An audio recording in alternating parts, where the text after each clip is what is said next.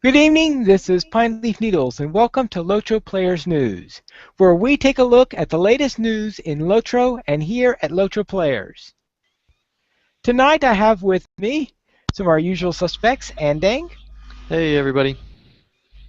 Mystery, Hey there. Lily Kate, Hello, everybody. and a new member of our cast, Brax. Hi there. Very well. Tonight we have a special episode where we'll be going over Update 11, otherwise known as the Wildermore update. But before we do that, we'll head into our other news. So we'll begin with the LOTRO news.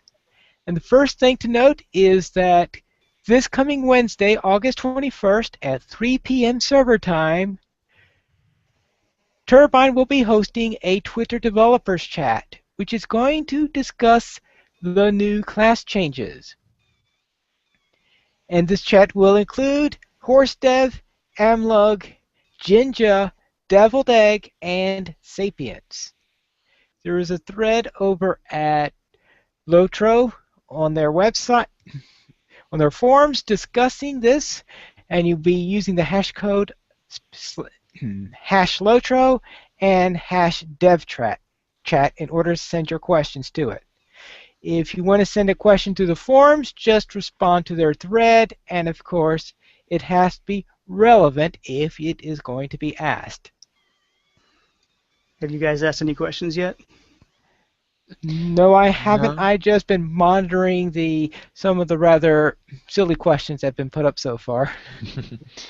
I'm just excited to finally find out some information about their class changes because they've been pretty close to the chest about that, and it'll be interesting to see what they do. I suspect they've been very much in flux over the last few months, and that maybe things are starting to settle down enough where they have a pretty good idea of where they're going. Yeah, hopefully at least one of the different ways that they came up with is fun. And that's the one that they implement? And that's the one The they prob- implement. The problem is I have so many questions, it's hard to narrow it down to just one. Yeah. Do you guys agree that something had to change, though? I mean, it seems to me that the current system kind of ends after Moria and doesn't really change much after that because of the other stuff that they've put in since then. Seems to me like something had to change. There's a lot of negativity around this change, but it kind of seems like they had to figure something out. I think part of the problem is that there's only so much bar space, and so they kind of walked themselves into a corner. Like, even if they add more bars on certain resolutions, you just, literally can't handle any more bars covering up the screen. Well, And so I think, they had to combat adding all these new skills with, greatly reducing what they change the classes each time. So hopefully they'll pull the classes back enough to where they can expand them in the future is my main hope. I hope that they don't, keep the same number of skills and all that stuff, which is bad for now, but in the future it'll be better in the long run, I think. well, it might be that they might make enough changes so that if if they are really going with the tree system, Hmm. I know that's what they talked about early on, but I'm going to wait till Wednesday's dev chat before I know that they actually confirmed that, and that is the direction they're going. That if it's a tree system and you have many skills and some of them aren't used in some trees, and if you swap back and forth, perhaps you could use one year. Since you now have two sets of skill bars, you might be able to go back and forth between those, and since you'd only use one or the other when you're traded in a certain way, that could alleviate our real estate a little bit. Though Yeah, I do it hope could they work. reduce the number of skills, though. There are too Mhm. many. And then one thing I hope that they do is not make the skill tree be like the Warsteed skill tree, where it becomes pointless once you get a certain number of points, because you can spend everything. I don't want there to be, make it be, a completely useless skill tree. I hope they give us plenty of skills and let us customize however we want, and make the builds be balanced, kind of like what ESO is hoping to do with their skill tree, where they have literally like 30 different skills for each class because of all the different things you can do in that game. I don't want it to be, that customizable. But I hope that they do offer different choices and allow combinations to happen and work well. So Yeah, it'd be kind of neat if I had a captain and he played completely different than somebody else's captain because of the way I chose to trade him. yeah, I think that the customization aspect would be a really cool aspect and would definitely add to the game. So maybe they don't take away all the skills, they just change how you're able to get them with the amount of points, and then maybe with the skill tree allow you to make certain skills be really, really powerful. It could be interesting. I We was really shall. looking for. Sorry, I was going to say I was really looking forward to them maybe doing something with the yellow lines as well, making them, uh, actually more effective in game. Yeah. Yes, I do know that hunters have been complaining about that line for a long time. There's a yellow line? And Yes, that's champions don't complain about the yellow line, they just don't use it for the most part. right. That's the. Now there are some There classes are that some. have 3 viable lines, but hunters are definitely not one of them, and champions are generally not one of them either. Now, let's go on to the lotteries. The LOTRO staff is making a few adjustments to the lotteries, probably before they're ready to use them in full force, because Sapiens posted them, and one of the things he noted is that you will be able to, when they get this new version online, be able to tell what lotteries are up before you log in, and believe me, that makes me happy because it's so annoying having to log in order to see whether or not there's a lottery if I don't plan to do anything else while logged in. Yeah. I have to agree with that. Yeah.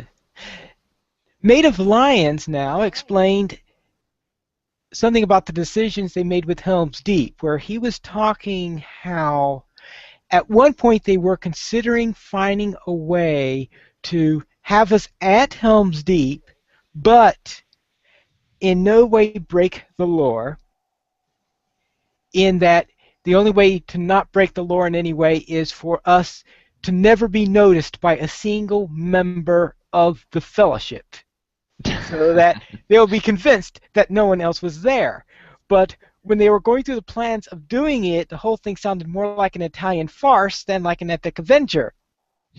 So they just scrapped it. And I'm glad about that. Yes. I'm glad. At least give us a box quest where we can find a box. That's all I'm asking. We don't have to interact with the Fellowship in any other way. Just give us a box quest, and I'm good. A box quest? Yeah, we have to find the Gimli a hobbits. box. So he can Well, stand on and it the and see the hobbits. attack. Oh, okay. It's find Gimli a box. Yeah, movie Okay. reference. Yeah.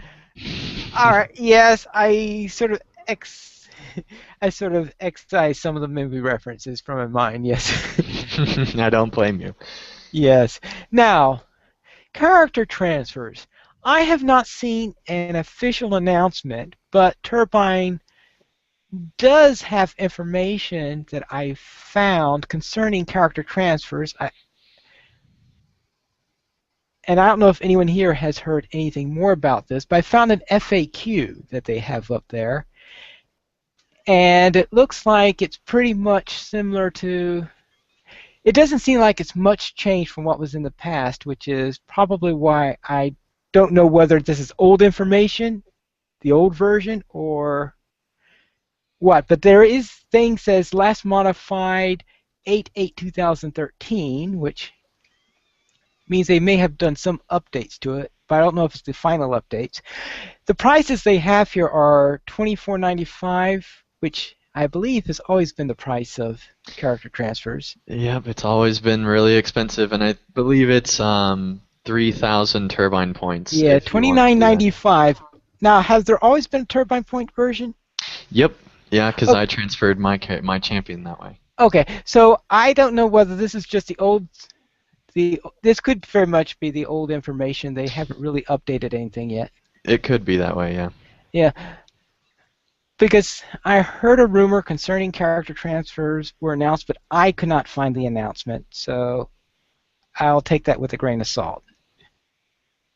So Leonor asked a question. Leonor from LOTRO Report asked a question on Twitter of LOTRO support, and he asked if you transfer to a new server, does the cosmetic item vault transfer over with me? And their response was, shared wardrobe, player housing, and housing decorations do not transfer with your character. So that's just a little bit additional information about transfers if they weren't aware. Yeah, that has Yep. always been true, because anything that is tied to the server, in other words, not to the character, does not go with you. And that's one reason why Turbine has very consistently resisted making cache server bound, because a lot of people, when transferring servers, will lose all their money if they transfer to another server. Yep, that happened to me. How could it have That, happened to you? But money right now is character bound. That's true, but I don't remember. I Your- just your remember I had a marks. lot less money later. Well, That's what it then was, the you're talking marks. about your marks. Yes. Yes. It's been a while since I transferred, as you can tell. Yeah. The thing is, if I'm going to grind 3,000 turbine points to transfer my character, then I want everything to go with me. For 3,000 turbine points, I would expect everything to go with me. Well, the problem is That's some just people. me. The problem is some people might be wanting to transfer only one of their characters. That's true. I think And it'd be if- I nice. don't care. It'd be nice if Turbine gave you that option for RP events and stuff on Landerville and the other RP servers. Just say, here, okay, you get one character transfer and you can be your character on the RP server for your events. I think that'd be kind of nice. Yeah, that would be nice. Yes, but I'd still want at least some of my cosmetics and stuff to come across with me.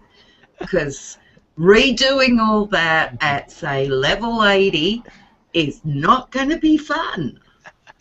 You don't like my version of character transfers then? Sorry, refresh my memory. My version of character transfers is creating a new warden on the new server.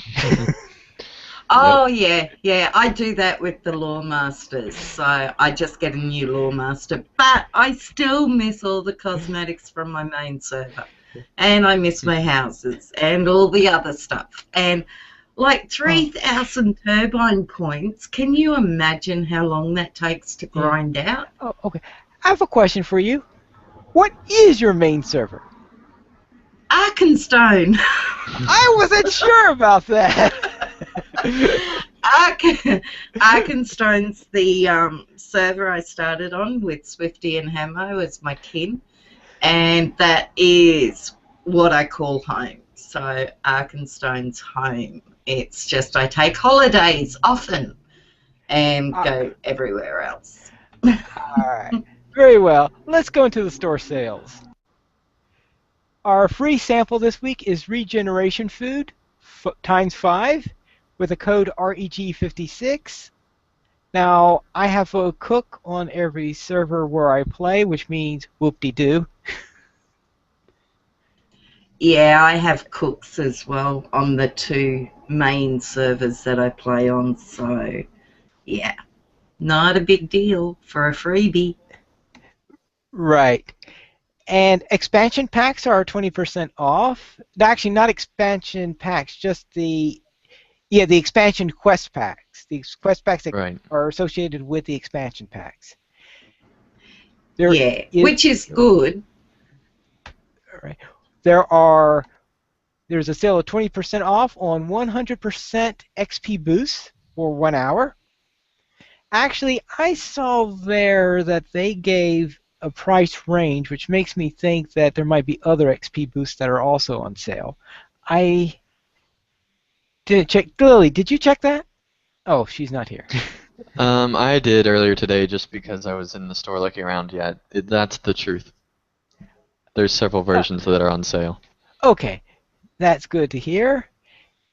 And now the Outriders token is 20%. You can see there's a theme here. Outriders tokens are 20% off. And these are the things that give you a 25% bonus for 25% bonus on all your monster kills up to level 75.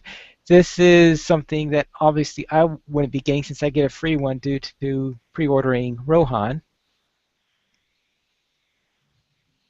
And See, and then, if I was sorry, if I was going to buy one of those for my free-to-play accounts, which don't have those tokens, I'd want it to be like account-wide. So, yeah, that's well, just me again. wait. Oh, it looks like we have another person here. Etheros. Yep, he's joined us, and I think it's kind of convenient, or interesting, I should say, that all these items are part of expansions and XP items and stuff like that. It does seem like that we might be getting pre-orders coming soon. Yes, But that's what it sounds like. These are all related because you're right, expansion packs, 100% XP boosts are so that you can get to cap before the expansion. Enhanced XP supplies related to that. Outriders token, that was something you got for pre-ordering last time. And the additional legacy slot, which is the other thing 20% off, that was something that we got with the legendary version of Rohan. So they're all related to, in one way or the other, to expansions. So yep, yes, we may get that soon. Now, for LOTRO Players News, the first thing we are going to talk about is Brax. Could you please tell us what you do at LOTRO Players and what you've been doing there lately? Yeah, sure. First of all, I didn't really get a chance to thank you guys for having me on today. Really appreciate it.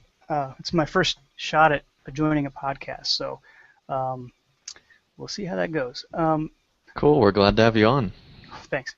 And you're doing just fine. So far. So I play a hunter on Winfola.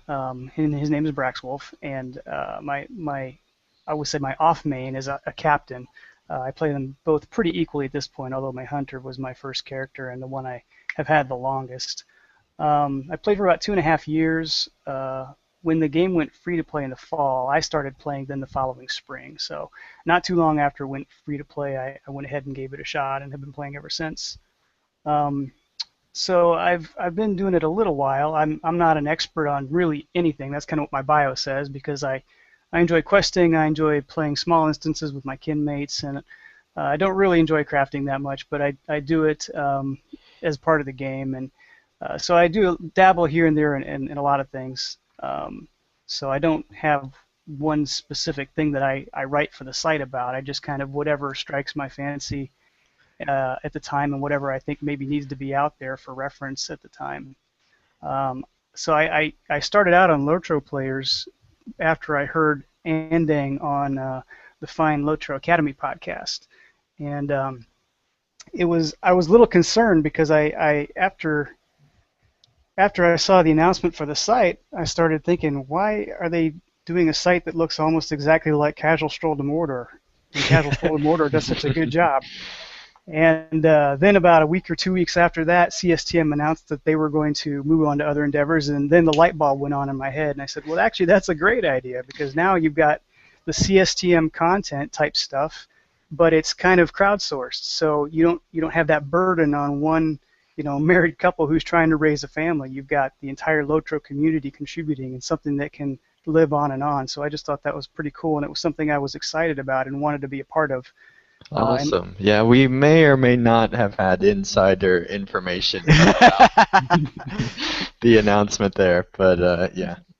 So my first inclination was, well, I like to write, so I'm going to give this fan fiction thing a shot, and I started writing a couple features there called Letters from the West, which were a different twist on fan fiction. They were all very short, one-page type letter things from my character to his sister, and from there I started seeing some things on the Academy side that I thought maybe I could also help out with, and I wrote a couple guides. And most recently, maybe we're going to go into this a little bit later in more detail, but most recently I've started to work on some travel diagrams because it struck me that as I started playing a couple other MMOs here and there that traveling in LOTRO is probably one of the most overwhelming and confusing things for a new player, because there's so many different ways you can get to different places and restrictions here and there. So I started working on the traveling side of things and have done a couple of diagrams of the zones as to what the stable routes look like from here to there and how much it costs and stuff like that. So we can talk into more detail about that later if you want to under the LOTRO players section. Very well. Now, you say that you're on Winfola. Have we ever bumped into each other? I'm not sure that we have on Winfola. I also have an Arkenstone character that I created to be in the Academy kinship, so we may have seen each other over there. Yeah, we would have seen each other over there since I am in the Academy kinship, and though my main server is Winfola.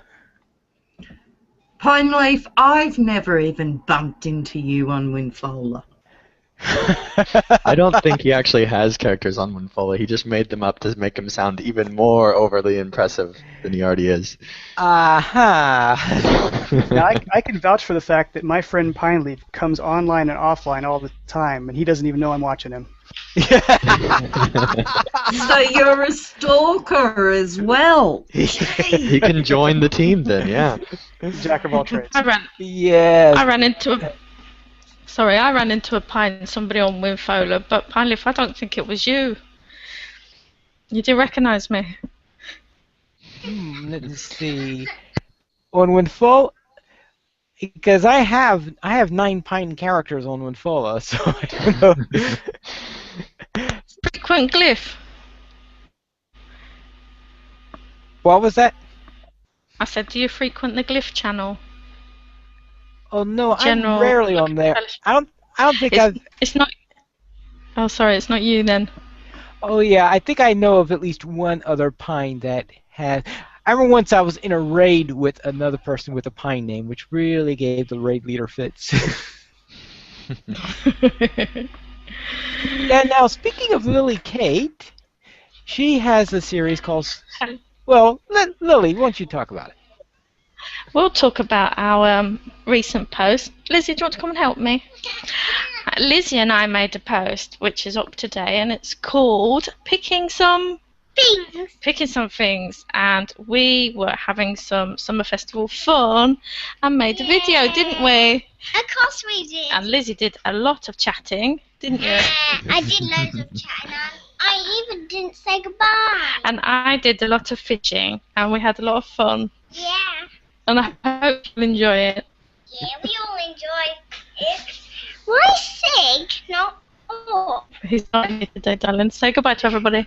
Goodbye, everybody. Oh, I need to tell Miss something. Okay. Quick. Miss, can I tell you something? It has to be quick. Yes, Miss, Lizzie. remember, Mummy told me your real name, because I know your nickname. It's called Mist, and your real name I just know because she told me. Goodbye. Yeah. Goodbye, Miss. Yeah, she's been spelling mist out. She's been spelling mist out and reading your name.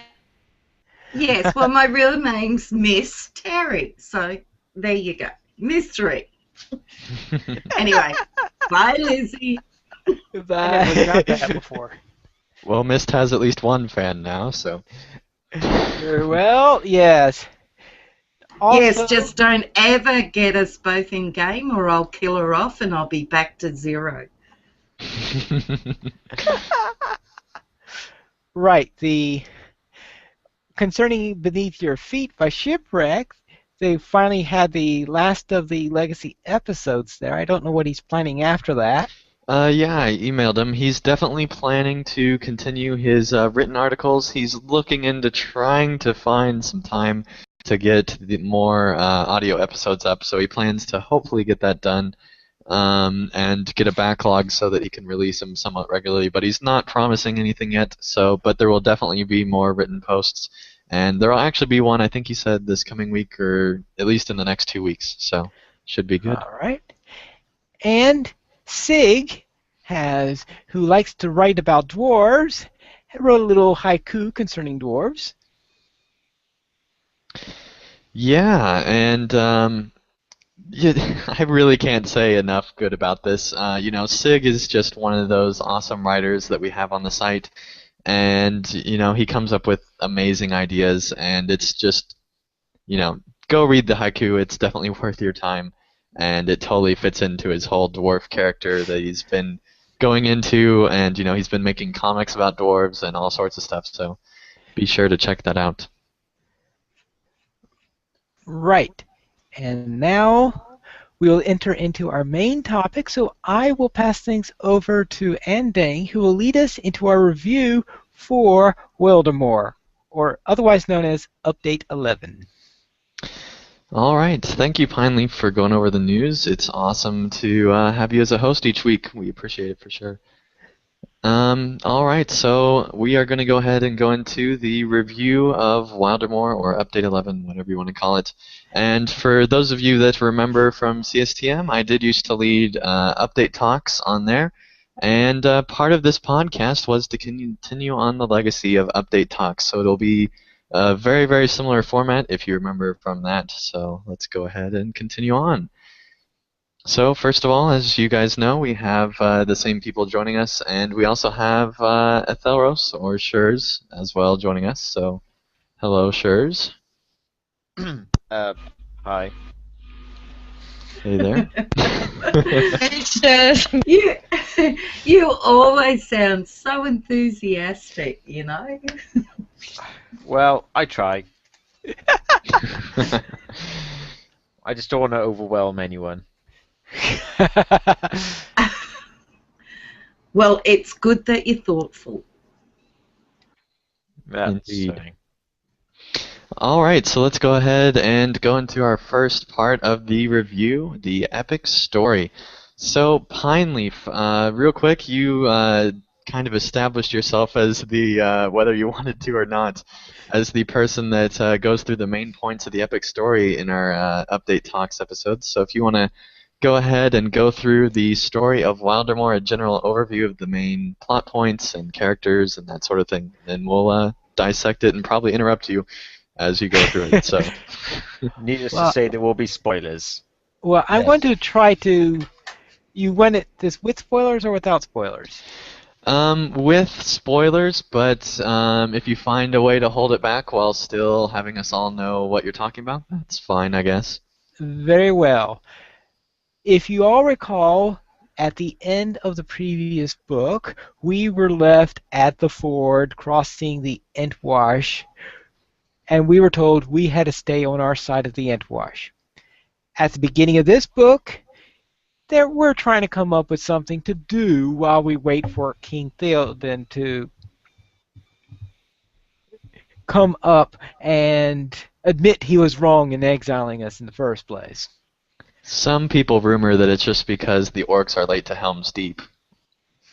Well, that's another possibility. Maybe they got lost. Or they're still being created. Yes. Which, whatever is the reason, we have been exiled, and we were therefore told to, let's go about, kill a few orcs. And as we're doing so, we make a discovery that leads us back to Snowborn. And while we're off doing some minor quest there, Horadin, or is it Horn, one or the other, hears that there is a problem in Wildermore, that there's some sort of problem there, that there has been no news there for quite some time, and something must be up, and that Alder Harding is worried about this. We therefore get up and head for Harwick. We head for Harwick, where we go and are sent into Wildermore. And we learn while we're there that it's pretty cold there. Did the snowflakes give that away? Yes, the snowflakes give that away. Now, some of the times when they're talking about how harsh the winter is and stuff like that in here, and there's some later on in the side quests, there's some that concern crops. And I'm just wondering, who on earth is trying to do a harvest in February? Apparently, in Wildermore's climate, you can. Yes, but I would say that unless they're south enough to be in Australia, it would be an unlikely thing. Well, there's orcs about. You have to try to plant stuff to, have some food to go around. Well, all right, yes, but I guess maybe in that climate you might be starting to plant things in late February, but harvesting. Maybe they have greenhouses and they're all hydroponically grown and can harvest all year round. Or they just eat I very didn't tough. see any greenhouses there. Maybe they've just You got like very small tough sprouts or something that they grow. Well, whatever's the case, they're having a particularly bitter winter, and despite the fact that they're the most northern part of Rohan and that they're in the foothills of the Misties, they have a very temperate winter, normally, until this year. You know, if they would just learn to eat warg, all of their problems would be solved. Yes. Very true, yeah. Therefore, we are sent to the first town we could find, and while we're there, we are supposed to be looking out for Alder Harding's son, who is one of the people that was sent in there and that was never heard from again. While we're there, the village is... Actually, no, that's the side quest. Sometimes you got to... In this particular area, you have the side quests and the epic story are following very similar paths. They eventually diverge in how they solve the problem, but they're all talking about the same problem. Usually there's a difference between what's happening in the various hubs and what's happening in the epic, but in this case, it's all about the winter, it's all about this giant, it's all about the freezing cold. What happens, though, is that while we are there, we do a couple of things, and eventually, after we're in one area, we get sent to the main area. And of course, you get sent to every single quest hub somehow in the epic. And we're trying to solve the mystery is what can we do about this? Apparently there's this big giant who's creating all sorts of terror, who's killing people, especially noblemen. And we've got to find out how do you tame him, and why is it winter wherever he walks. Eventually, we wound up in an area, in a village where a friend of Horn's was born. And while there, we get clues about Beer Tour, which is a place where we have a number of quests. And it also leads us to a cave nearby, which is also one of the major quest hubs that sends us to Beer Tour for a while. And this becomes our center point eventually for the second half of the epic. And from there, we go into the forest, take care of a few things in the forest, come back, and we come up with our side of the solution. For the epic side of the solution. While on the side quests, you go on a different route, and I think that's more of Ending's side. Now, was I vague enough there? Yeah. So let's go ahead and go around the round table here, and everyone give what their favorite part of the epic story was, and then we will be doing side quests later, so try to remember to separate those two. So Pineleaf, since you've had these questions in front of you for a little while, why don't you go ahead and go first? All right, my favorite part of the epic was... let's see. Probably the areas in the cave where we help some refugees. Okay, yeah, that was an interesting part of the story for sure.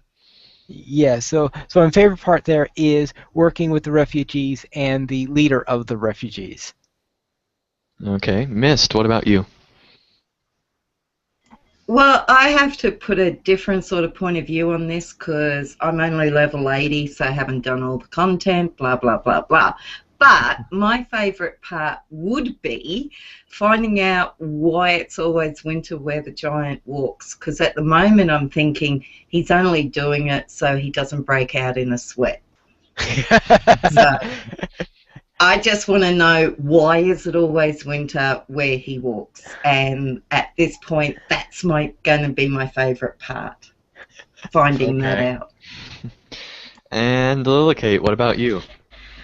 My favourite part has to be your vocal characterizations, Andang, because the only bit of Wildermore I've actually seen is your walkthroughs on YouTube. I'm not high enough to play in that area, but I'm looking forward to it. Well, hopefully that doesn't taint your review score. I Yes. don't think so. I really like it.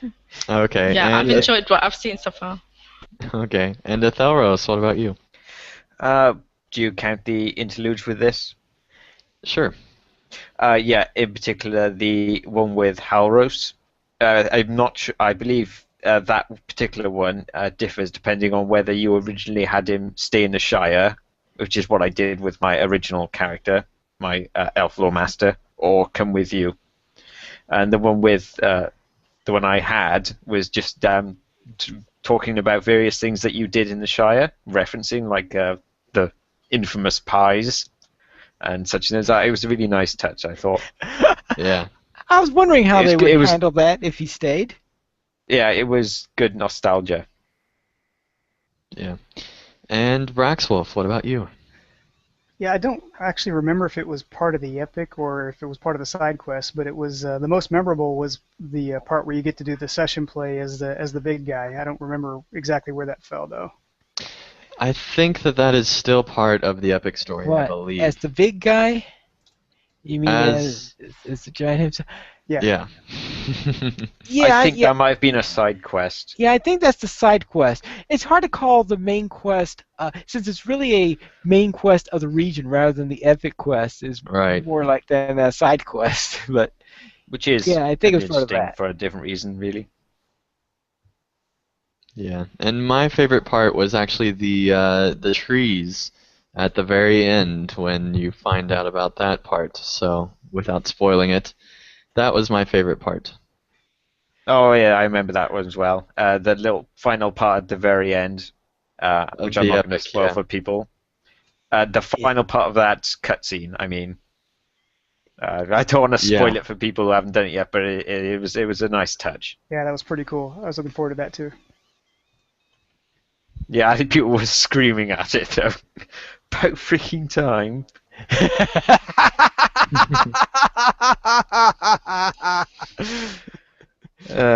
People will get it when they see it. Yeah. Yep. Yeah, you've piqued my curiosity now. I want to know why they're shouting that. Well, I'm sure Anding will get to that soon. Possibly, yeah.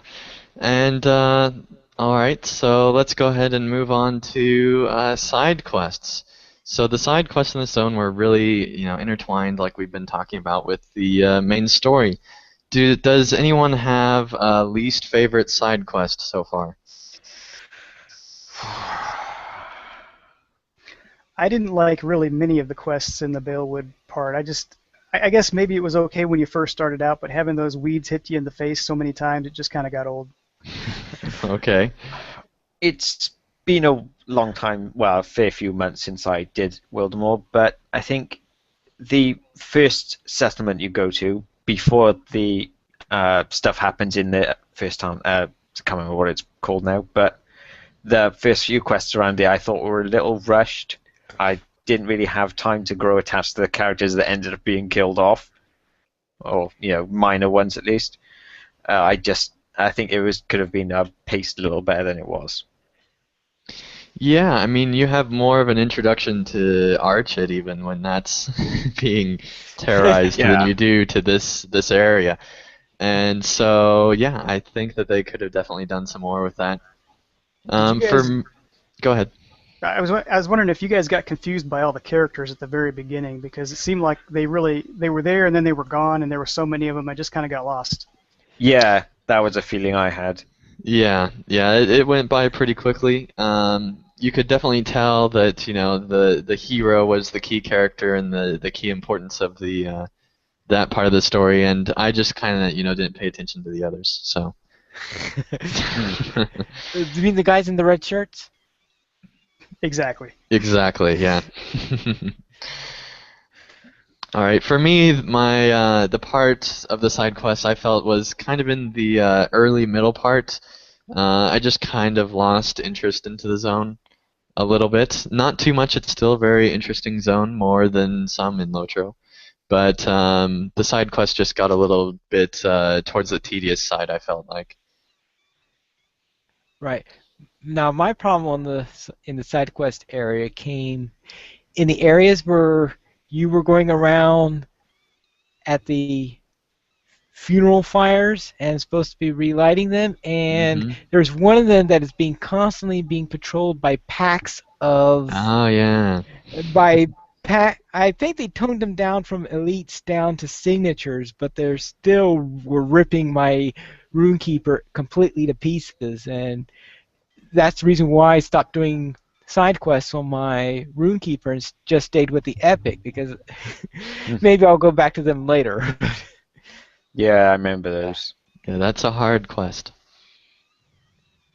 So, are there any of the escort quests in Wildermore that you see in other areas? I don't believe Yes. there are as many. There's not as that many, I can remember. but there is one with where you have a companion following you around, but it's a summoned one in the real world, if I remember right. Yeah, it's a summoned one rather than an escort. And those are different because the summoned ones, the escorts follow you around instead of you following them at their pace, and B, you call them up afterwards rather than losing. You are able to call them up if you lose them rather than losing the entire quest if you do so. Yeah, it's the way they do it with Ohawe, I think his name is pronounced, in Anuminous. That was like when they started using that tech. And also I think in Dunland as well, there's the quest about that. I think that is generally a better way of doing it, because the thing I hate about escort quests is that they make you play at the computer's pace, and the computer is normally stupid. So they'll run off into a group of enemies when they have like 10 morale left instead of waiting to heal. I just prefer this system where you can move when you're ready. Yeah. And then also there was a bug that I do want to mention where when the person companion that you have following you around, when they were mounted, they'd actually like fall into their horse to where they'd be the same height as their horse. So their legs would be on the ground, and then their head would be somewhere in the horse's body. And that kind of detracted a little bit from the quest. Yeah, I had that happen when I went through it as well. Their horse was riding them instead of them riding their horse? Essentially, when they were moving, and then they just popped back onto the horse whenever they stopped moving. It's kind of like the horse had 6 legs. Well, everyone should carry at least one spare. Yeah. All right. Okay, then. All right, so let's move on to our favorite side quest. So let's go around the horn here. Pineleaf. Favorite side quest. Ooh, that's a little. I'm trying to think what's favorite one. I would have to say the final instancing. Ah, yes. Okay. Actually, no. I'll take that back. I would have to actually say the one where we learn what is going on and why. Okay, yeah, that is a good quest. Again, it's been a while since I've done it, but I think the one that springs to mind the most is the one where the one guy explains to you how the whole thing kicked off in the first place. with the whole winter coming. I mean, Yeah, where you get a glimpse of what Wildermore looked like before the winter came. Mm-hmm. Yeah, that's it a looked cool- really nice, and I liked how much they put that effort into creating Wildermore before the winter, just to show you it. Yeah, I and really it like that one. really, really changes the whole tone of the zone because the entire time you've been seeing this, winter wasteland.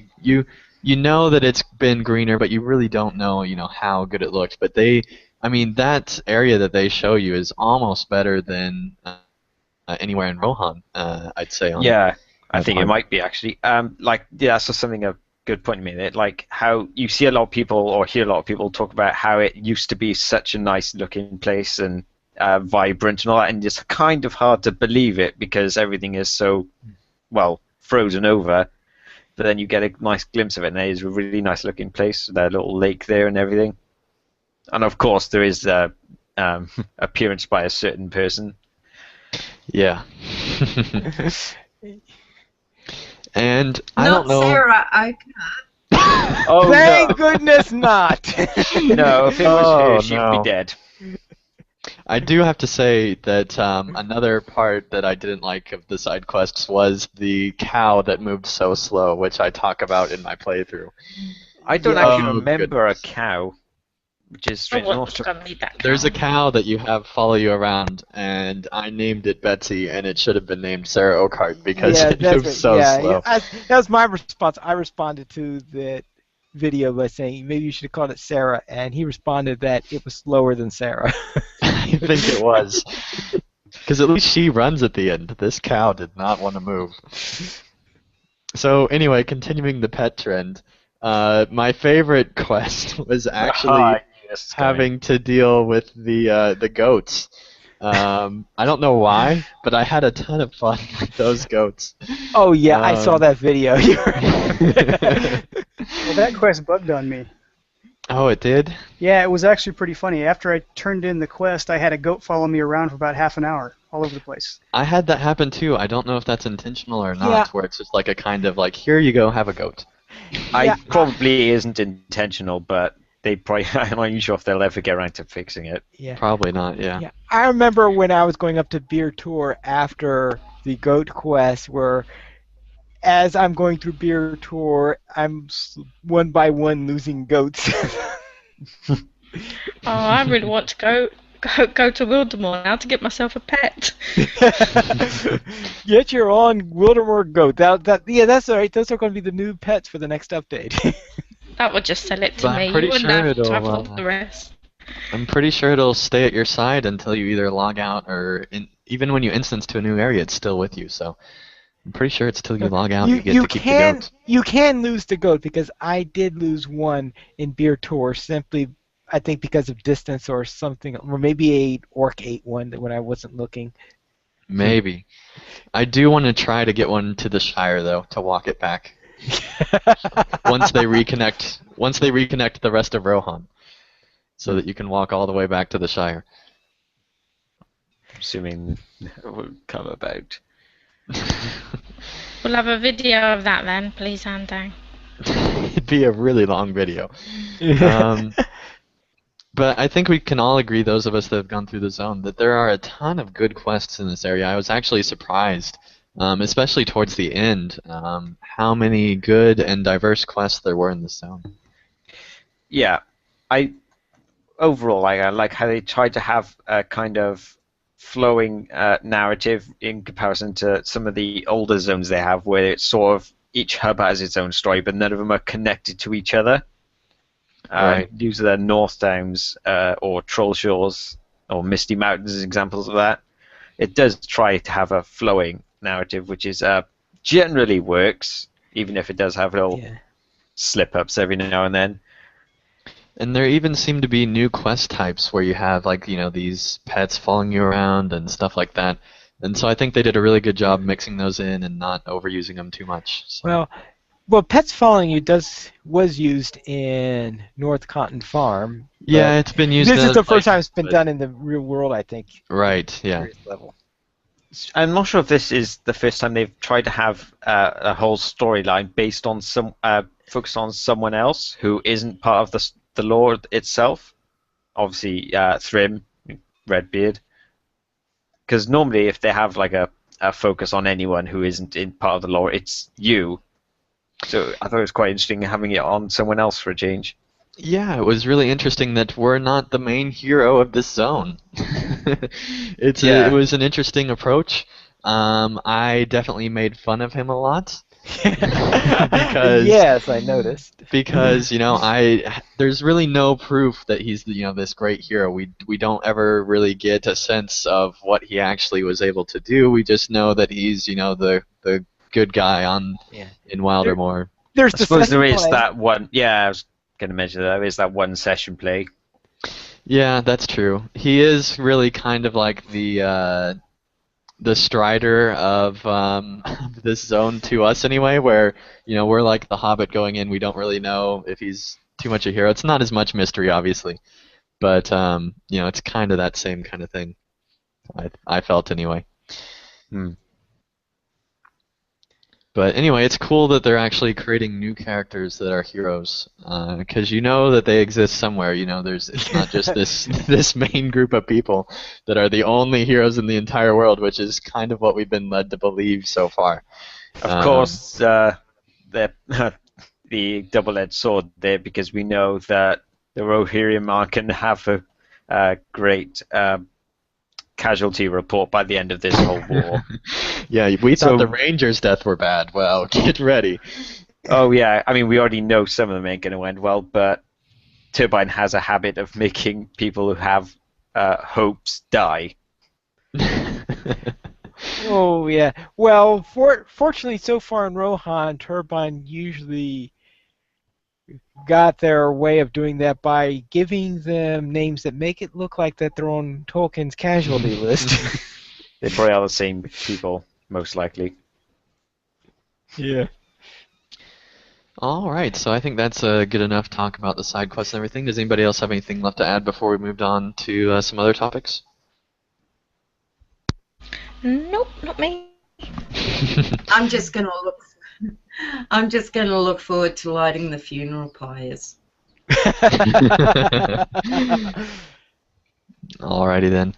Let's go on to the revised mounted combat. So with Update 11, they did move the yellow tree to where now, essentially... if there is something I would want to bring on, I'm not sure whether you think it's appropriate, but in terms of visuals, if there's any particular part you would prefer, of the whole zone, I mean, that you thought was particularly well done? Not Balewood. Really? I don't know. I got enough of that back in the Great River when the weeds were hitting me in the face back then. I just didn't think they had to redo it.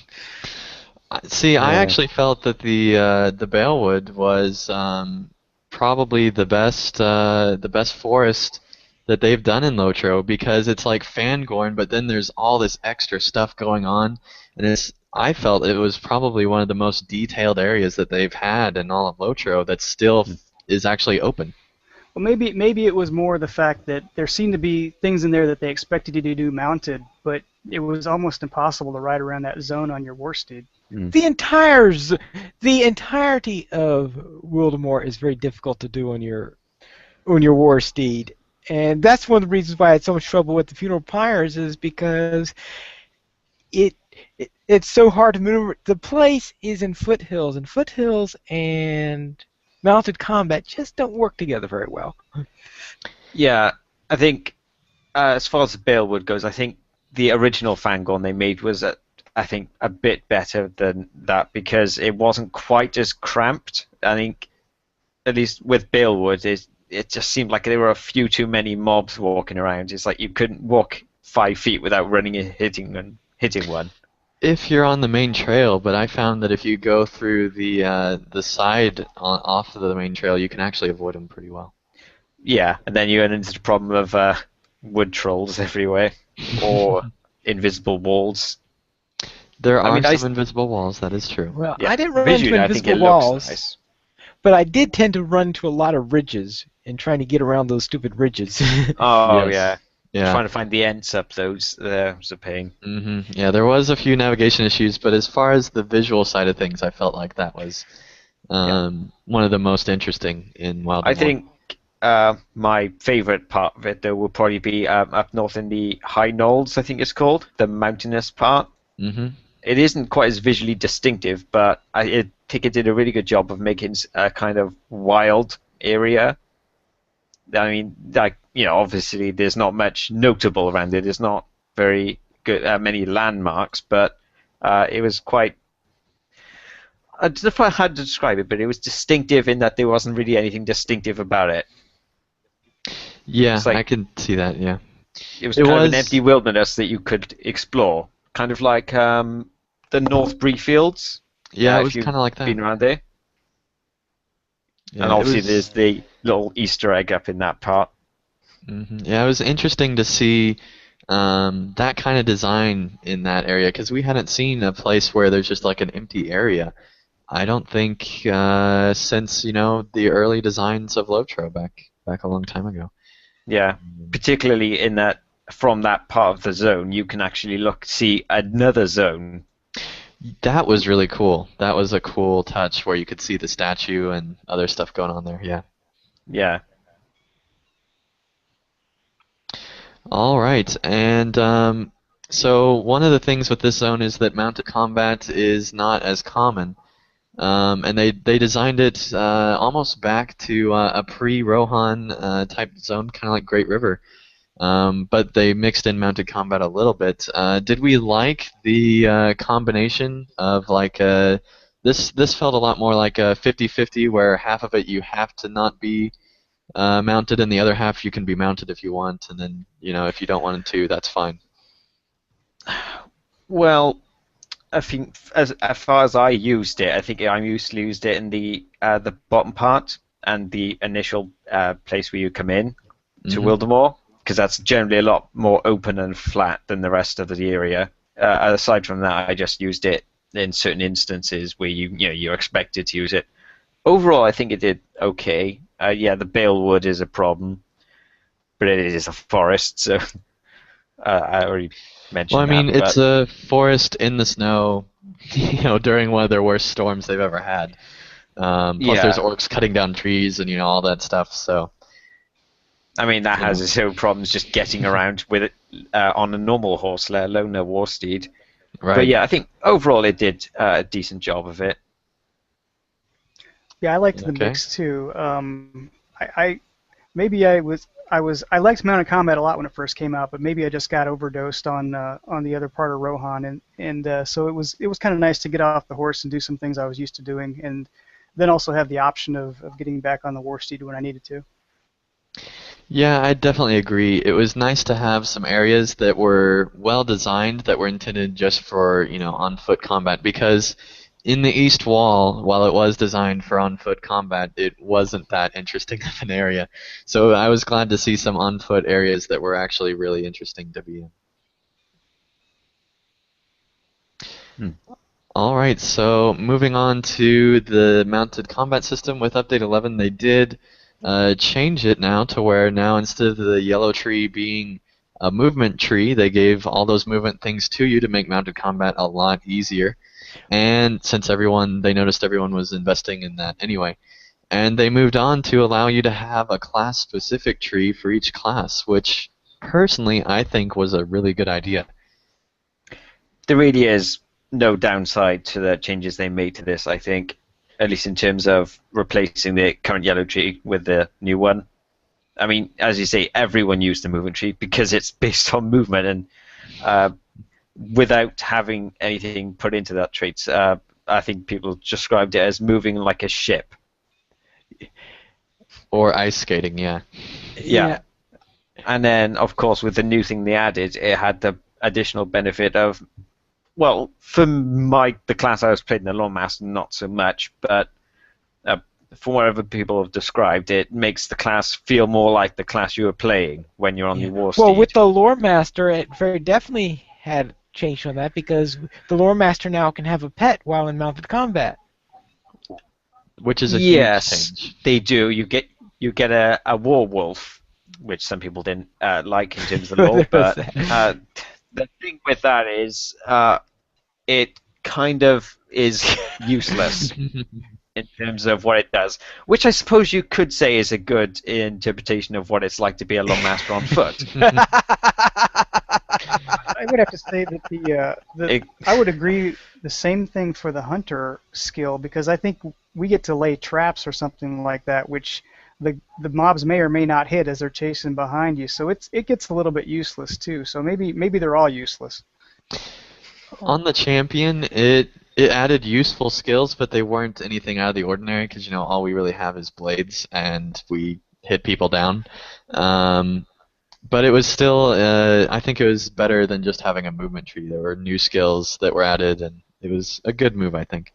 Oh yeah, I definitely think it was an improvement. It's just, I think statistically, they didn't turn out as well as they could have. Movement tree actually kind of made sense when they first came out with War Steed, because then you got to start slow, and then you got to feel what it was like without good movement, and then as you got better and better at handling the War Steed, you got more and more agility and speed with it. But now it doesn't make as much sense. Yeah. I think that would have worked if it wasn't so laggy. Yeah. All I get with my mounted combat is lag, and the elastic banding that makes it impossible to play sometimes. Yeah, that was mentioned a few times in the discussion thread. Yep. All right. So with update 11, they did also do some housing changes, and they added in more space to where now they got rid of the houses that had been rented for however many years, tied to certain accounts and or characters rather, and let them go back up for auction. So that's just a minor thing, which I'm sure we all agree is good. So, but I did want to mention that is part of update 11 when we're considering our review. So on to Hobbit Presents, which is a little bit more controversial topic. And so first of all, what is everyone's initial thoughts with the Hobbit Presents? Pineleaf. Hobbit Presents. Yes, they are a rather interesting device. Well, the whole thing with the slot machine type layout sort of makes the whole thing seem silly. It's not exactly what you would call a lore appropriate way in which to receive a present. I think. Yeah. Yeah, it did definitely cause a lot of controversy because of the way it's displayed on screen, which Turbine's been kind of learning that with Lolly's Market, which we'll talk to later, about the way you display things is everything in implementing a system into the world of Tolkien. And so, I don't know. I actually did finally get some good things from Hobbit Presents. I did actually get some tomes of Will for my champion, which was really, really nice. I actually got the first 5 tiers, which is actually really, really good, and it was off of a silver present. And so there are good drops out there, but for the most time you get vendor trash and stuff like that. So do we like this system as a whole? Do we want it to continue? Do we want it re-implemented? What? Oh, no, I'm sorry. Well, whatever. It's not gonna be constantly awesome stuff, because that would be overkill. And when you consider the odds on how many Hobbit presents people are going to be opening over time, there's only so good you can make it without destroying the entire store. Yeah, they don't bother me too much. I don't know why. They don't. I know my kidmate Rolf Craig has voiced his distinct displeasure with Hobbit presents, and Yeah. I mean, they make him. I could see the Facebook game argument, but it doesn't really bother me too much. I think I'll take the free stuff and I won't complain about it, and I'm good with it. At the very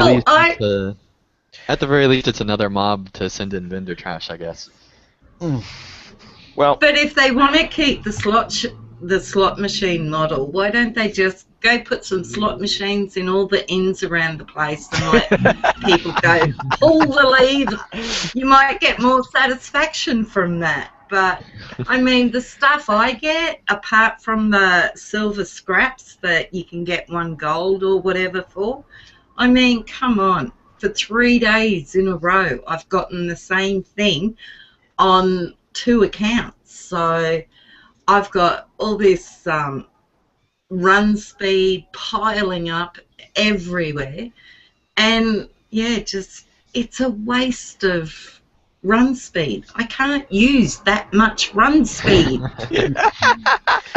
Well, Master, just not in a hurry enough, apparently. Well, yes, but I have cooks that make coffee, so therefore the coffee is better than the run speeds that you. Right. See, I don't get coffee. I don't get anything cool like tomes or anything. I get regeneration potions and I get the run speed boosts, and occasionally I'll get some copper scraps or something, but that's occasionally. Mist, the coffee isn't from a Hobbit present, that's from cooking. Well, I don't get it, so it doesn't count. Well, make a cook! I've got some good present drops. They would. I got, Stuff like that would be good present drops. But then, knowing my luck, if they put in coffee and that sort of stuff for present drops, I'd be getting it on a level 10 character. So, it'd still work out to be useless for me. So, but yeah, put the slot machines in the inns. That's my suggestion. Well, that's a good idea. When they first announced these Hobbit presents, they made like a little FAQ or such about them. I was like a bit concerned because it sounded very similar to something I'd seen in another game, RuneScape. I'm sure you heard of it, where they have a sort of similar system where I think it's every day you pull a invisible slot thing and you get an item. The problem with it is, in that game, you could buy more rolls of the slot, and you also had the potential to get some very good equipment and such that normally you takes a whole lot of effort to get. So that was my initial worry, that you would be able to get stuff from that you either wouldn't be able to get in-game or that would be incredibly difficult to get. Has anybody actually spent mithril coins on Hobbit presents? No. No. No. So I've got a few good things off the Hobbit presents. Quite a bit of money and some armor and Universal Toolkit dropped and a tome dropped. But usually it's cram and tomes of fence and stuff like that, as Lizzie would say. But generally, I prefer it to not. I don't really like the one-armed bandit, though. I prefer some other way for them to deliver it. Yeah, I think in that, after the initial FAQ, I think they clarified afterwards that the equipment you get will never be as good on that level as crafted gear or something along those lines, which made it fine by me. No, I don't think that's quite what they said. Especially since when I get the top end Matham Hunter's armor, that's really great armor for that level. I haven't directly compared it to crafted stuff of the same level. Yeah. That was the impression I had. Okay, it could be that I haven't seen the crafted gear enough for that. Because obviously there is the guild stuff. Now, you will never get it that's as good as the top end armor. I think that's what they said. Right. Yeah, that was the main thing, is that you would get stuff at level cap that was as good as instance gear and things like that. That was my main issue with it, and they clarified they wouldn't be like that, which, after that, I don't mind people getting, while they're still leveling gear, because it doesn't matter to me. Yeah, they're done in steps of 10 levels, and so at cap you'll be getting a level 80 piece. Yeah. So yeah, so with that, I don't really mind any of the stuff you get. I did also get a universal crafting kit, which worked pretty well for my runekeeper because you can account bound. I believe it is, so you can just trade it across and use it whenever you want. Can I just say, sorry, if anyone else has a universal toolkit that dropped from those, I don't want to know about it. Because I've been after one for ages. Missed I had two. Oh, I've also gotten a Tome of Agility 6, which obviously I couldn't use. It was unfortunately banned, so I couldn't really give it to anyone else. But it was there. I also got one of those. I don't bother with their lives much, but the little crystal things that make your weapon do more damage. I can't remember what they're called. Starlight crystals? Starlight Yes, crystals. those. crystals. Yes, those. I got one of those from a Hobbit present as well. I think it auto levels to whatever you're at. So that's pretty nice too. Overall, I don't mind it. It's just free stuff to me. And as far as the appearance of Facebook games or anything, well, it's just part of the red UI like everything else, as far as I see it. I send Right. everything I don't want to the Matham house anyway. Yeah, I mean, I just log in, look at the presents, and what do they get? Oh, is that nice? No? Oh, whatever then. Move on. And that's as far as I think about it. I don't bother with mithril coins or anything like that. It's just free stuff that I log in and get, and then move on and do other things. All right, let's go around the table here again, and let's everyone think of one thing that could improve the Hobbit presence that Turbine could either easily implement or take a while to implement. That would just improve the system enough for you to either like it or not mind it being there. So, Shurs, you first. Well, if they give me a lot less consumables, that would be nice. Because if I kept every single one of those max morale scrolls or damage scrolls or defense scrolls, I probably have a full inventory of them by now. I'm just not sure what else they could add really to make it a bit more interesting, but more variety in what they can give you at the very least. All right, Braxwolf. Yeah, I think somebody else mentioned this on another podcast, but I would like to see that Hobbit come and deliver it in person. I think that'd be pretty fun. Yeah, that would be a cool touch to the system. Pineleaf. I think I might have been the one who mentioned that on LOTRO Academy, where I said that very thing. A Hobbit coming and give you the present. See, I stole your idea. All right, Lillicate.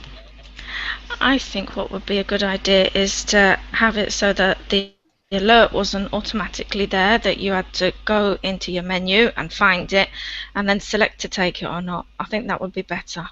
I think it irritates people, the fact that it's insistent on your screen until you actually pop it. All right, and Mist.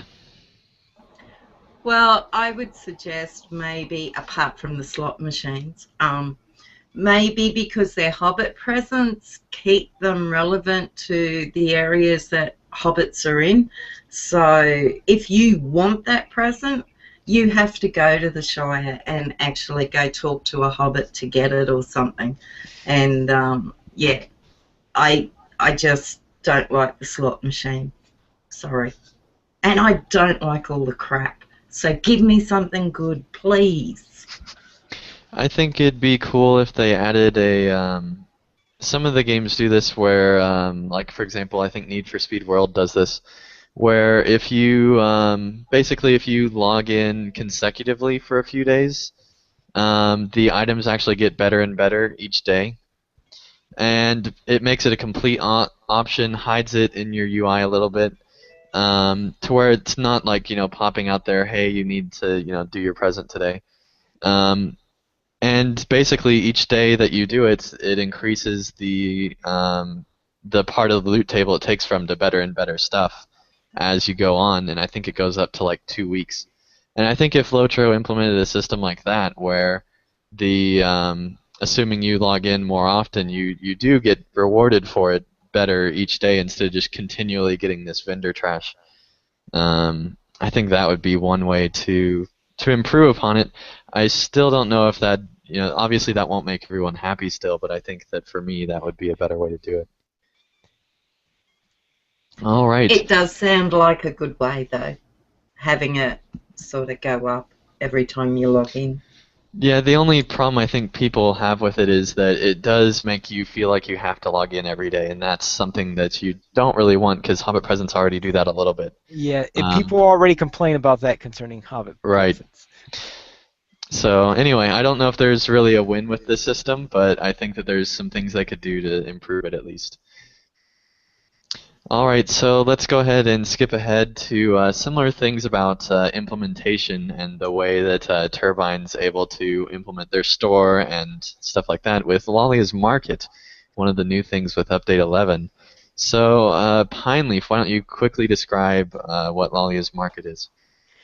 Lalia's Market is an in-game store as opposed to one like the LOTRO store where you aren't really in-game. You don't interact with characters and getting anything there. With Lalia's Market, you go to a place in Bree and you have everything on display as if it were a real marketplace. And it includes just about anything cosmetic you can think of. It has clothes, complete outfits. It has dyes, but you should never buy your dyes at Lalia's Market. They're way too expensive there. She overcharges for those, but that's another matter. And everything in there, with one noted exception, which I'm sure Mystery will bring up, is paid for through Mithril coins.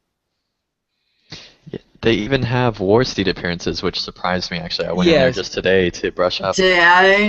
Don't even start on the horses and the cosmetics for horses, because that really bugs the hell out of me, that one. So yes, because that's the exception.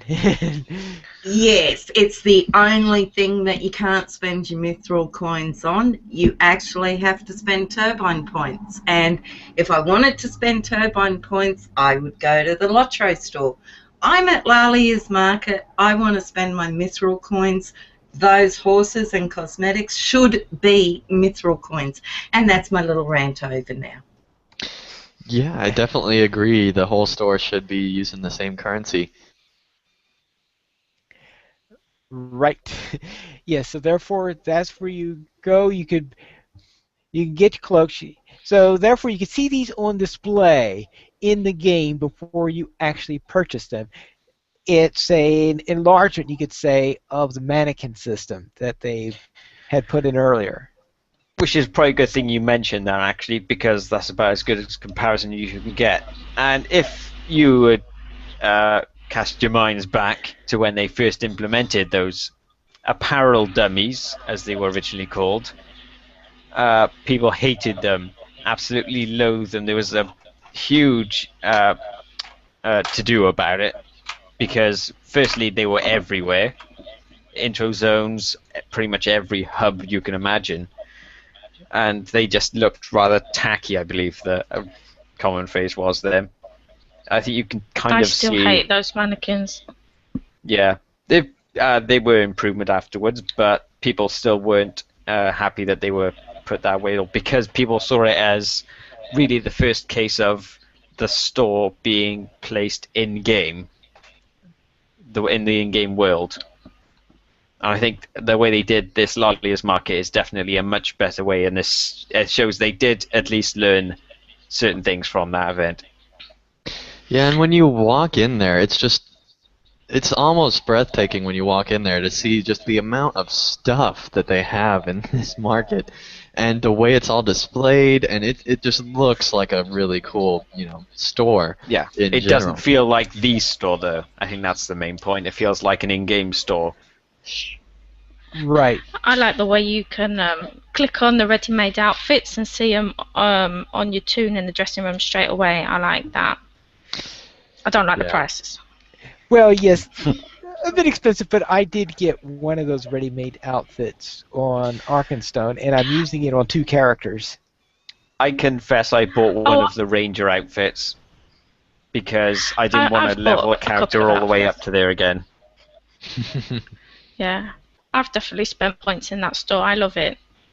I go back there quite regularly. Do you guys think that the market would have been as well received if it had come before the mannequins? I think it would I have. think I think they should still scrap the mannequins personally and just have the store. To be honest, I actually think it would have been even more popular if they'd done it before because there wouldn't be the stigma of the apparel dummies behind him. That's true, but there's really no way of knowing. I think it is good that they're, not being so upfront. They did listen to their player base, and they came up with a way that was really brilliant. I think that allows them to basically bring everything they were doing before just in a little bit more secretive Yeah. way and a lot nicer. So And I And think now we know what Lolly has been doing with all those cloaks she's been collecting. that's the worst part of the whole thing. Her. I So- want to give her my money. So do we want to start seeing other stores opening up across Middle Earth, or do we I'm not want? sure what else they could add, really. Well, I mean, it's not necessarily adding. They could put a similar store in other locations. Your Rowan If it's- boutique. If it's as innocuous, out of the way and such as Lalia's market, then fine with me. I wouldn't probably go in there, but, it's out of the way and it doesn't affect my immersion. Yeah, I wouldn't want too many, but it would be good. As long as they stick with a single currency, I'm okay with it. Yeah. Okay. And also with this update came the new Rested XP system, which I actually have not heard one person defend this yet, to be honest. Does anyone here like the system before we move on to our rant? Well, I'm not sure I would say I like it, but I kind of didn't like how it originally worked, where you would end up with 100 million, thousand, billion XP bonus. Because it was kind of leveling too quickly for my liking. I haven't done the math on this, but it seems to me that if your play style is that you're going to pop into 3 or 4 alts a night and do some leveling, that this new system might actually benefit you more than the old one. But I'm not sure about that. It just seems that way to me. It Yeah. will do that way because in the old, right, because there's only so much rate at which you could accumulate things in the old system. And also, once you... No, it works in that way in the new system too. Is that because there are certain maximums you even had in the old system that could work against you. But I've found that if you go on every night with 3 or 4 alts, that tends to probably benefit you. If you pop into one, do once a week, go into this character, do them one day, then pop into another character the next day, and so forth, you're going to lose a lot of experience that way. Yeah, the main plus to the system is that it's doing more than just your character's XP now. It's actually adding to various things, which I don't remember off the top of my head. Yes, it will also help your IXP and your Worsted.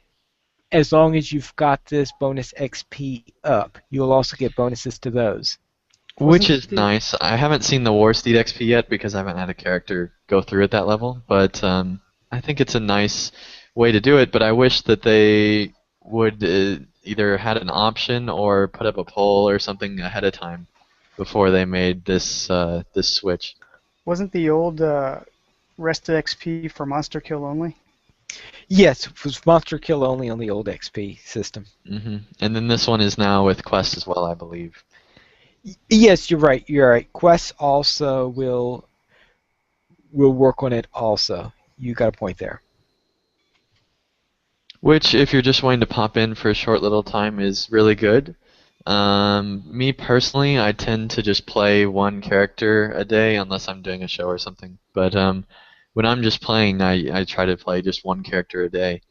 So this kind of hurts my playstyle, but I am glad that it's they didn't just shorten it down to this new style. They did add the other XP that it's adding to, which is nice, I guess. And the other thing they did is they made a distinction between the VIP bonus XP and any store-bought. I believe the store-bought thing is the same category as the stuff you can get via perk purchases. Yes. Yes, the Destiny Point ones counts as store. In fact, all the store-bought I have is either from lottery winnings or from perks. I haven't actually purchased any from the store itself. Yeah. When I want to level quick, I usually in buy. The store, it's in buffs and boosts, isn't it? In the store. Probably. Yeah. When I want to level quickly, I usually buy I think the maximum is 5 for the Destiny Point perk boost. I usually just buy through all of them, and you can get up like a whole level just from that stuff. Yes, the only thing about the Destiny perk thing is that you can only get one use back per day. Yeah, that's a problem. So I tend to have been, when I'm leveling, I was tended to level up over a week's time, 5 levels. So therefore, I would buy 2 in a day, 1 would renew, and then by the time it gets down to 0 would be when I have reached the target I was going for. Okay, then anything left to add on the system?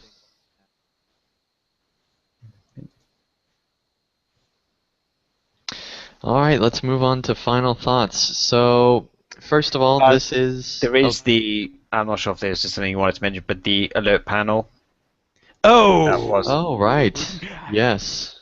See, we tried to expunge it from our thoughts. I know, I've been trying. It had to be mentioned, really. Me personally, I have grown to like the way that the alerts work now. It can be annoying if you have a lot of things in the same area, but if you're doing something and you know that the alert's in that area, you can wait now instead of having this long stream that you're wanting to clear out. It's all nicely packed away. So there are pluses to it, but there's also I don't know. I'm kind of mixed on it, but I think I like this a little bit more as far as it doesn't take up as much space. Yeah. I think the biggest instance of a pro for it would be, say you're doing your reputation for something, and you complete one of the deeds, so you get the completed deed alert, you get the new title alert, you get the new deed alert for the next tier, and then you've got turbine points alert. So that's 4 of them all in a row. And before now, you would have to individually click each of those to get that panel up just to get rid of them. But with this one, you can just open the alert panel and click the X quickly. Yep. You spam click the X, and then they're all gone. You don't have to look at any of them. So that is one of the pros, I would say.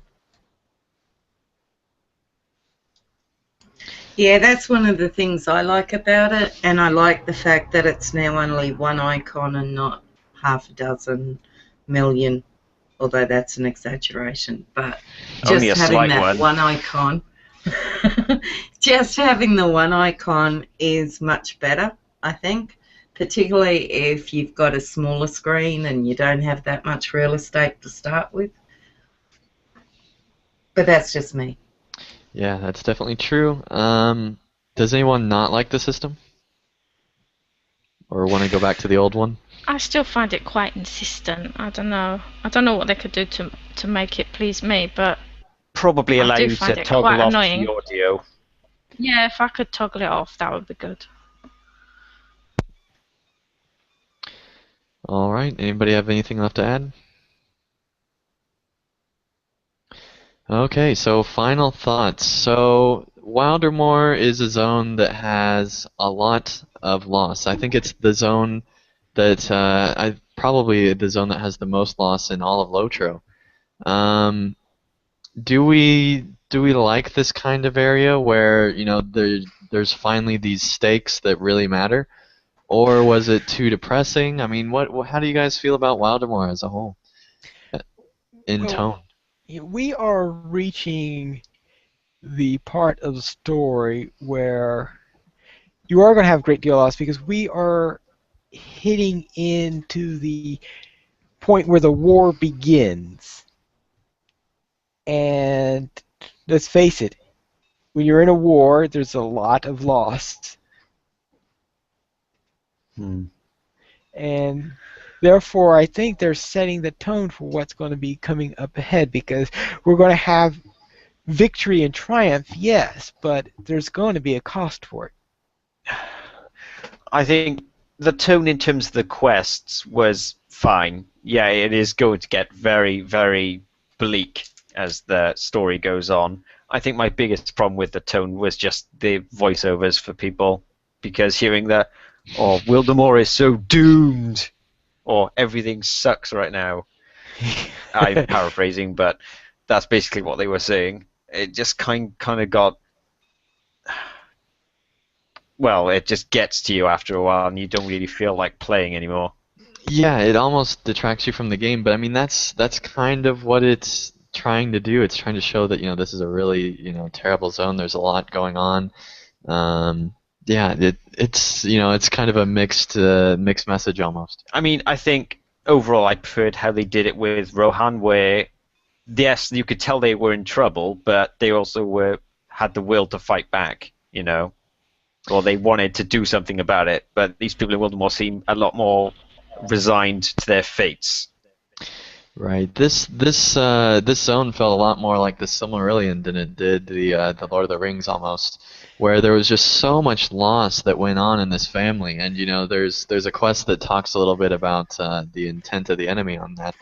And it's really interesting to know that they get so broken down that they just almost give up hope, or some of them actually do.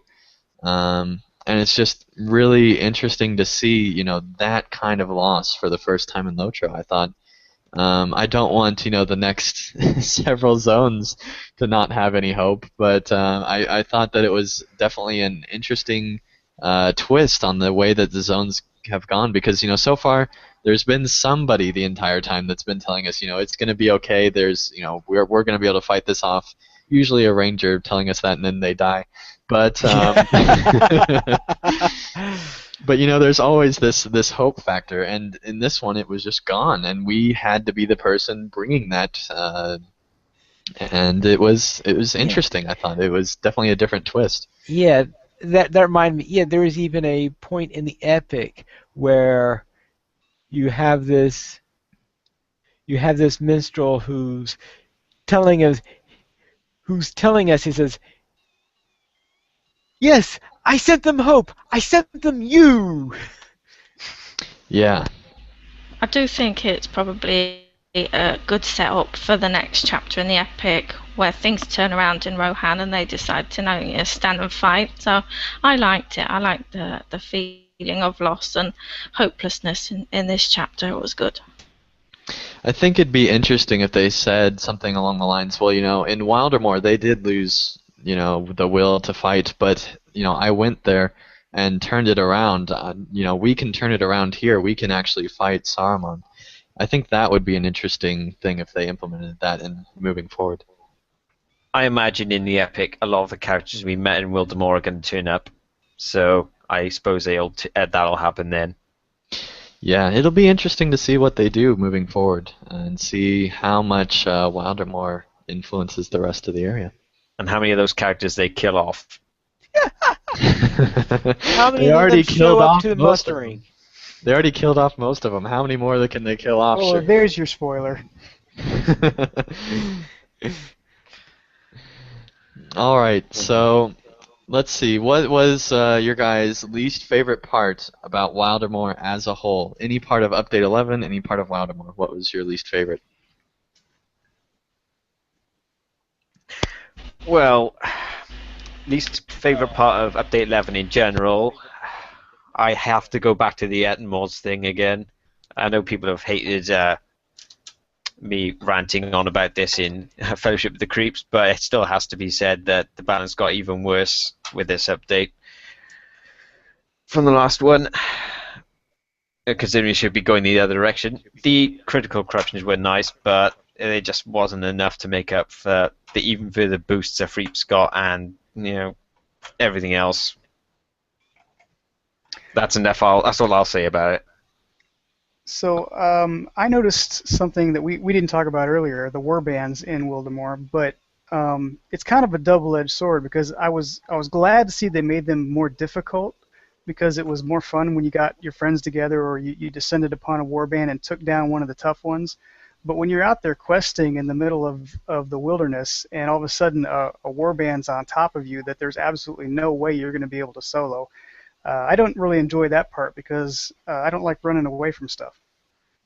Yeah, and we actually talked about that in our prediction show for Rohan, I believe, the last expansion, where I think it was Merrick that mentioned that he was really worried that the thing that's happening right now in Wildermore that you just mentioned would be happening in Rohan, and I'm glad that because they were too weak in Rohan for sure, but I feel like that some of them are almost too strong now. Yeah. If I remember correctly, the reason why I have so much trouble with the lighting of the fires, memorial fires quest is because there is a warband, a pretty tough warband that goes through that area. Yes, there is. Yep. Sounds like it's more a problem with the pathing, I think, than the actual warband. It just sounds like you're all afraid to die. Well, you see us in the Ettenmoors, you'll know that's not true. It's not so much not wanting to die, it's more a bunch of enemies coming into the area that you really don't want to fight at all and having to run away because you can't fight them and you don't really want to try to get a group together or anything like that at that moment. And so it interrupts the solo play, I think. That's just the story of my life up in Rohan at the moment. Well, it gets worse.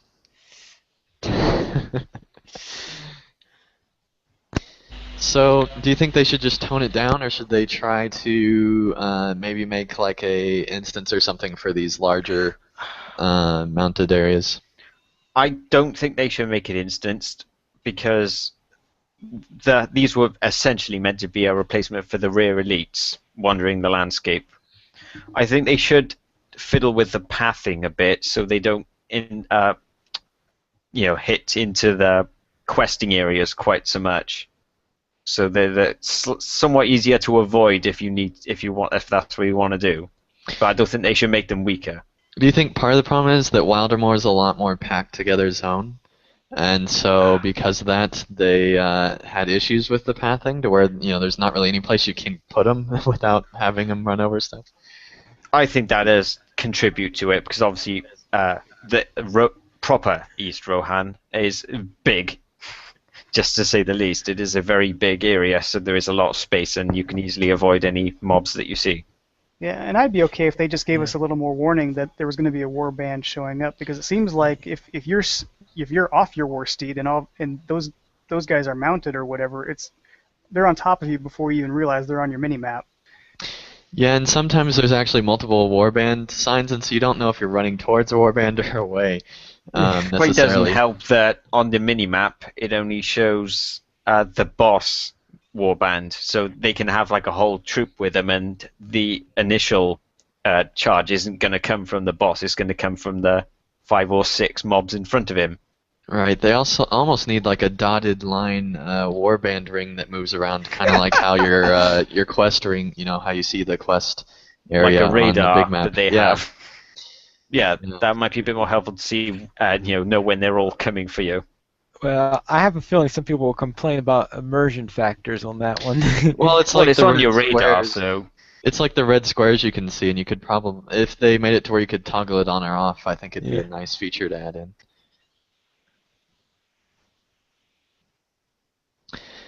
All right, anything left to add on that before I move on to talk about other people's least favorite thing? All right, and finally, what's your least favorite part? Least favorite part. Let's see. That's a rather tough one, I would have to say. Probably the difficulty of getting that the quests down near those memorial fires where you're just running the war bands like we were just talking about. Okay, and Lillicate. My least favourite is the rested XP changes. It just doesn't suit my playstyle at all. All I know. right, Mist. I'd have to say Lalia's Market only because of the horse things. So yeah. Okay. So it's not Lolly's Market that's your least favorite thing. It's how they sell the War Steed cosmetics in Lolly's Market. Yeah, and for that to actually overtake the Hobbit present system, it's got to be really bad. So, yeah. Yeah, I'd have to say the Hobbit presence for me was my least favorite part, but I don't mind them so much as some people do, but it's definitely my least favorite part when I get, run speed boost, filling up my inventory and stuff like that. All right, so anyway, now on to our favorite parts of Wildermore or Update 11. So, Ethros, what's your favorite part? Well, I'm actually looking at the patch notes right now to see certain things, but probably I think I would probably have to go with the interludes because first of all we haven't seen the Rangers in a long time. They're like stupid babies, really. That's kind of yeah. Yeah, you have to keep your eye on them. It was nice seeing what they'd been up to while we were gone, and I think I just enjoyed the writing there because obviously the rest of Wildermore was so depressing, but most of what they were doing was quite either funny, because if you remember the one instance where you're in Enedwythe, the guy trying to make snarky puns and such. Yeah, that was so funny. Yeah. Yeah, and then they had those little touches where, obviously the same as usual, where if you look at your skills, they each have their own unique descriptions and such. And then there's the one where you're going through that place where Candace got killed. That's probably a spoiler. But No! yeah, that place where they describe each ranger you find, they give a full description of him and what his life was like and such, things like that. I really forgot liked about that part. That was really good. Yeah, I agree. Yeah, that was. That was a very nice detail I liked. Trying to think of anything that comes close to that, to be honest. I don't think there is, though. That was something I just really liked. Although the fix to the new item thing was nice, because before it would constantly flash everywhere telling you got new items. At least they fixed that, and that was easy on my eyes. All right, Braxwolf, what about you? Yeah, I really like the interludes as well. We didn't go into detail about that, but the interludes are basically session play that show you what the Grey Company has been up to since you parted ways with them in the Epic earlier on. And I think I like that because in all of the session plays they'd done before, it was almost like a flashback, and this seemed like it was a parallel story that was running at the same time as what you were doing in the new zone. So I thought that was kind of a neat twist on the session play.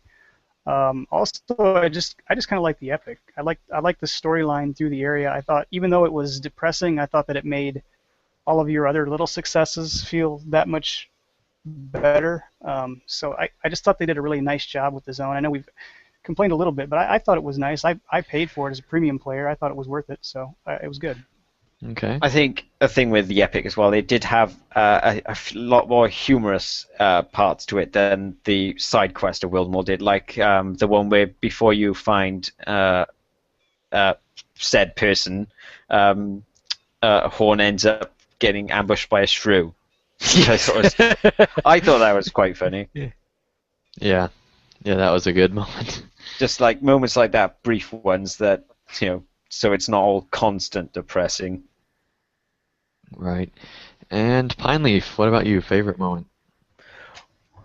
Well, I like the session plays in there, and I think I'm going to vote for something that does not directly affect me, but affects a lot of players, and that are finally happy on it happening, and that is foreclosures. Because there are a lot of people at Langeville and I'm sure at Brandywine who are ecstatic now that they can finally buy a house after all these years. Or their entire neighborhood. I know a lot of people that are doing entire neighborhood Oh, you purchases. missed it affects quite a bit, yes. Excuse me, I'm 9 houses off of a whole neighbourhood. Thank you very much. In that neighborhood, yes. All right, and Lillicate, what's your favorite moment? I think I have 3 favourite moments. I like Lalia's store. I like the cosmetics. I love the foreclosures. And I'm really looking forward to getting myself a pet goat. That's my favourite. Okay, then. And Mist. Well, I like the cosmetics in Lalia's Market. I think that was really well implemented. Pity about the last part of it. And I also would have to say housing changes would be my favourite. So bought a few more houses, but not for me, for the fellowship walk stuff. And that was really good because otherwise we'd really be struggling for space. So definitely the housing space.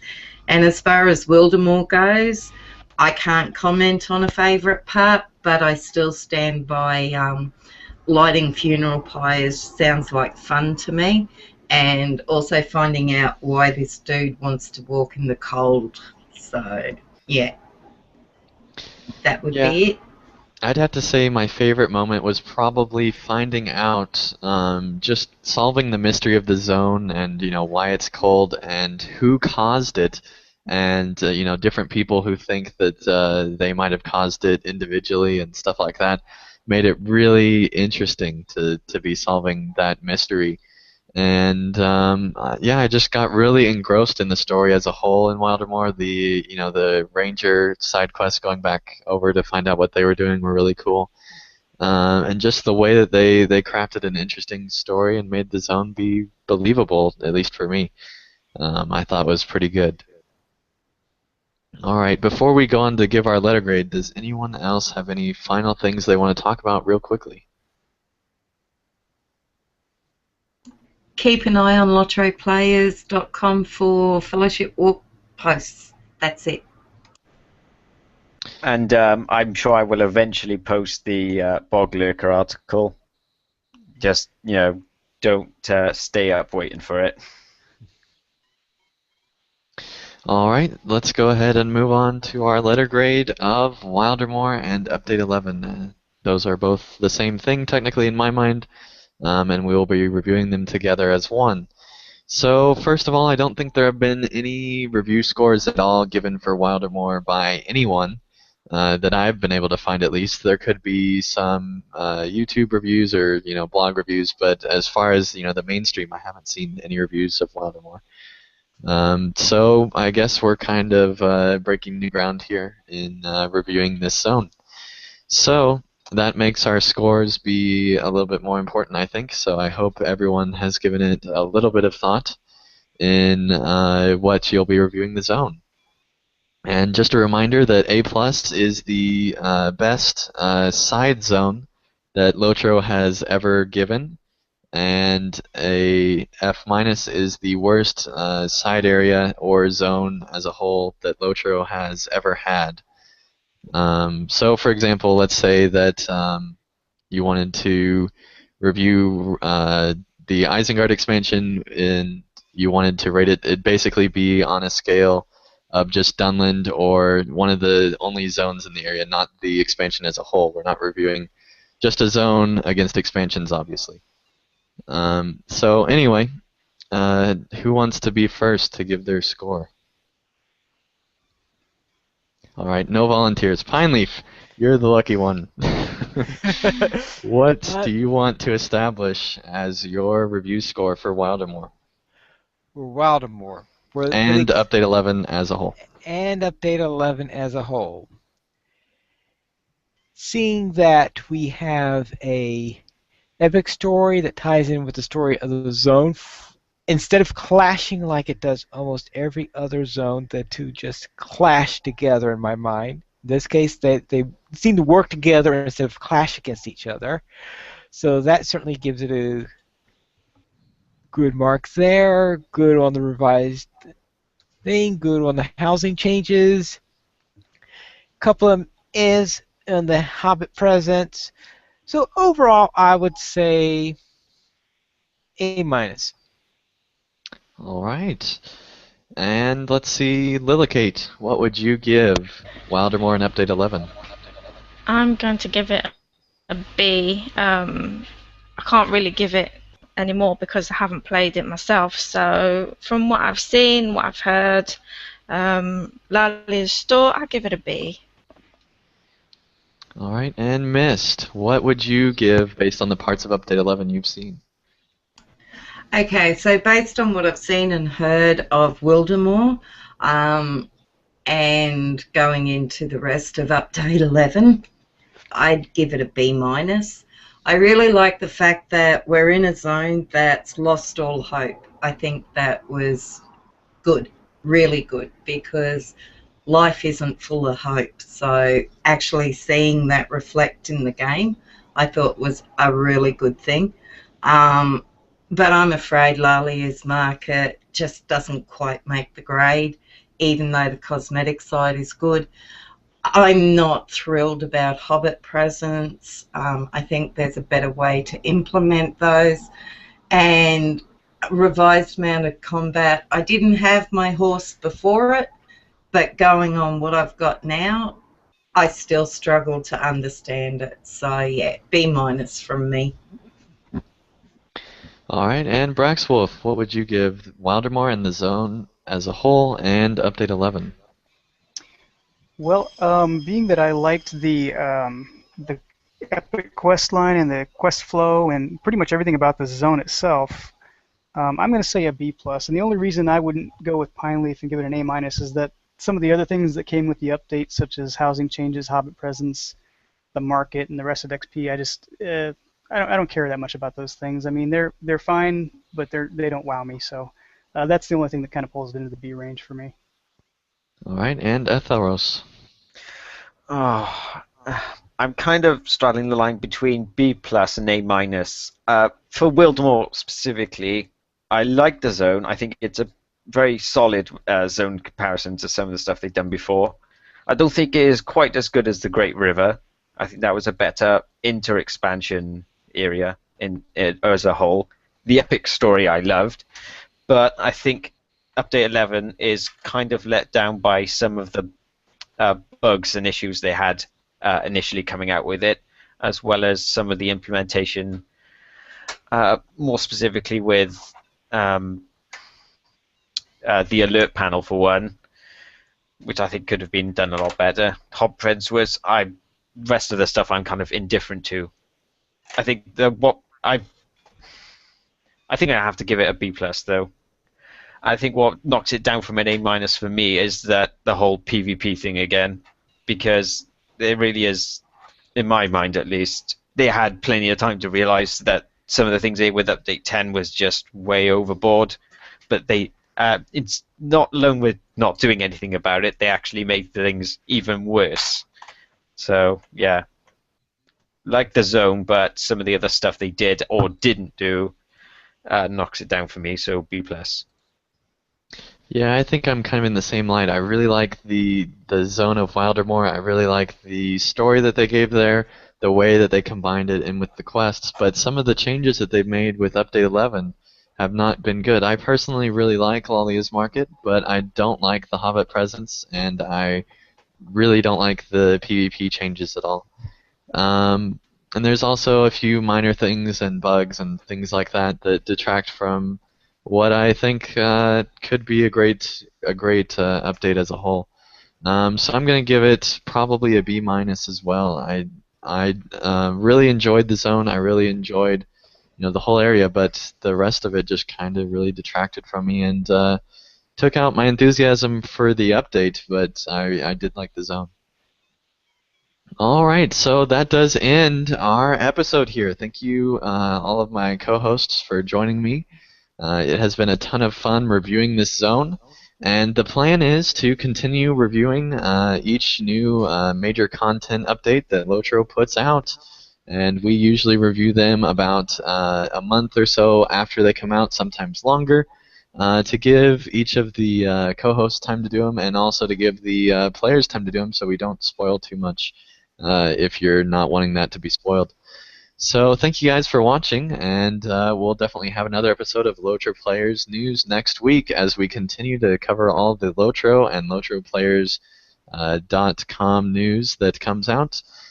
We did not get any donations this week, but we would love to get donations from any users that would love to help support the site. We do have hosting fees for our audio files and for some other things as well. So we would love to help have you guys support that, and you can do that with $5 and $10 mentions. If you go up into the top right-hand corner of LOTROplayers.com, there's a donate button that you can click there, and that'll take you to a page that gives all the details about $5 and $10 mentions and all the various podcasts that are involved with it, including this one, where for only $5 you can get a mention on the podcast of your choice, and for $10 you can get a mention on all the participating podcasts on LOTROplayers.com.